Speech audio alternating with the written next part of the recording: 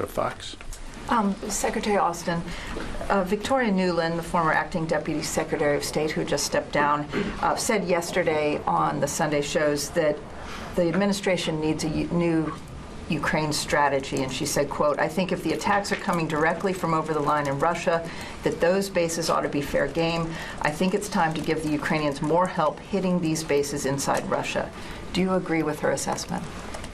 I agree with what the chairman just said, Jennifer, and that is that, in my view, their focus ought to be on the close fight and making sure that they're servicing those targets that will enable success in the close fight.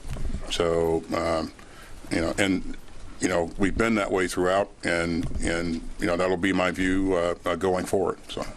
And General Brown, is there anything NATO can do to help Georgia resist Russian efforts to expand their influence?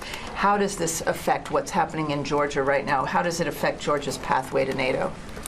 Well, we're deeply concerned in watching the influence Russia has in Georgia, and we'll remain committed to Georgia's sovereignty.